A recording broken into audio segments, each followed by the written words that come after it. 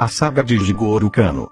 O homem que modernizou as artes marciais ao codificar o judô. O criador do Caminho Suave. Outubro de 1860.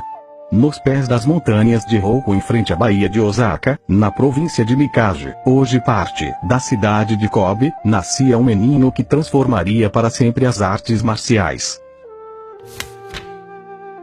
Ele foi o caçula dos 5 filhos do casal Jirosaku e Sadako Kano, uma família abastada, conhecida e respeitada pela produção de sake. Embora tivesse nascido em uma família tradicional, Jigoro foi diretamente influenciado pelo início da era Meiji, que tirou o Japão do isolamento feudal. A mãe de Jigoro morreu quando ele tinha 9 anos, e então seu pai decidiu se mudar com a família para Tóquio. Rapidamente ele se transformou em um bem-sucedido empresário do ramo de importação. Convicto de que a integração com o Ocidente era o caminho do futuro, o pai de Jigoro desde cedo pôs o filho em contato com a cultura do outro lado do mundo. Jigoro foi educado nas primeiras escolas bilíngues do Japão. Mas sua origem nobre era motivo de inveja dos colegas mais velhos, que constantemente o agrediam e se aproveitavam da vantagem de serem maiores para caçoar do garoto franzino. As agressões na escola atiçaram a curiosidade do jovem Jigoro quando ele ouviu falar de Jujutsu. Um antigo samurai, que havia sido um dos membros da guarda do shogunato, contou a Jigoro sobre uma arte que permitiria a um homem vencer um oponente mais forte. A ideia perseguia os pensamentos de Jigoro, que passou a procurar um mestre de Jujutsu que estivesse disposto a ensiná-lo. A busca não foi fácil. Com o fim da era dos samurais, passou a prevalecer na sociedade japonesa um certo desprezo pelas artes marciais, consideradas ultrapassadas. Jigoro, porém, era persistente. Ele sabia que muitos dos antigos mestres haviam se tornado massagistas particulares. Em uma clínica de massagem, o sonhador encontrou seu primeiro mestre Ashinosuke Fukuda. O treinamento era pesado, mas o jovem estava disposto a aprender. O pensamento extremamente científico de Jigoro funcionava como um atalho para dissecar cada técnica aprendida. A exata posição das mãos e pés, o ângulo de entrada correto, a distribuição do próprio peso, etc. Mas o método do mestre Fukuda tinha características opostas a esse comportamento tranquilo e detalhista. Diante das perguntas do inquieto pupilo, ele logo perdia a paciência e decidia mostrar a técnica com as próprias mãos. Jigoro tinha um parceiro constante nos treinos. Kanekishi Fukushima. Um touro, de tão forte, 30 quilos, mais pesado que ele, porém fraco tecnicamente. Embora tenha ficado mais forte com o treinamento, Kano não conseguiu eliminar outro fator: a baixa estatura. Tinha menos de 1,60 m, o que sempre lhe dificultava a vida ao enfrentar oponentes mais altos. A mente inquieta de Jigoro foi em busca de respostas que a sua complexão não lhe proporcionava.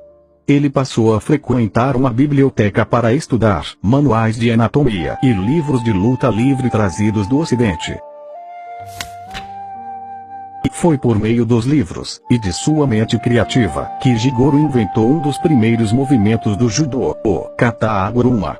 Com um movimento de rotação dos ombros, ele intuía ser capaz de derrubar o gigante Fukushima. Funcionou. O impacto da queda do lutador de quase 100 quilos fez com que as paredes do dojo tremessem. O baixinho Jigoro tornou-se o principal discípulo do mestre Fukuda.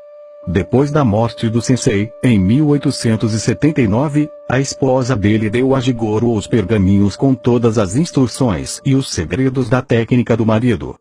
O presente despertou ainda mais a curiosidade de Jigoro, à época com apenas 19 anos. Ele passou a bater, de porta em porta, de dojo em dojo, em busca dos segredos de cada escola. Os mestres do passado deixaram instruções sobre a forma ideal de vencer. ¿Qué tipo de conselho? Eles legaram sobre a forma correta de treinar. Jigoro reuniu quase uma centena de pergaminhos, não apenas sobre Jujutsu, mas também sobre luta de espadas, tiro com arco, hipismo, sumo, e diversas outras artes marciais.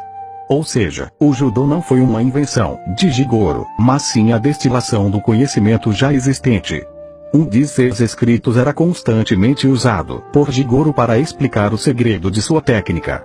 Era a história de duas árvores, um salgueiro e um pinheiro, sob uma forte nevasca. Enquanto os galhos do pinheiro permaneciam rígidos, os do salgueiro iam cedendo conforme a neve se acumulava sob eles. Por fim, os galhos do pinheiro não resistiam ao peso da neve e se partiam. O salgueiro dobrava-se conforme a carga aumentava. Derretida a neve, os galhos voltavam à forma original. Jigoro descobriu, maravilhado, que para vencer a força bruta não se pode responder com intensidade maior ou igual, é preciso compensá-la. Se meu oponente puxa, eu empurro, se ele empurra, eu puxo. A esse princípio de compensação, Jigoro deu o nome de Judô, o caminho suave, em japonês. Sua filosofia de luta baseava-se em dois conceitos básicos: Seiryoku Zendo, esforço concentrado, máxima eficiência, e Jita Kyoei, benefício e bem-estar mútuos. Ansioso por compartilhar os conhecimentos adquiridos, Jigoro abriu, em junho de 1882, o Nihon Den Kodokan Judô, Instituto para a Transmissão do Judô Japonês, conhecido internacionalmente como Kodokan. O local tornou-se o berço do esporte no mundo. Jigoro Kano trouxe às artes marciais a mesma sofisticação que o Marquês de Queensberry havia dado ao boxe em 1867. Ambos tornaram suas modalidades mais limpas, seguras e, acima de tudo, eficazes.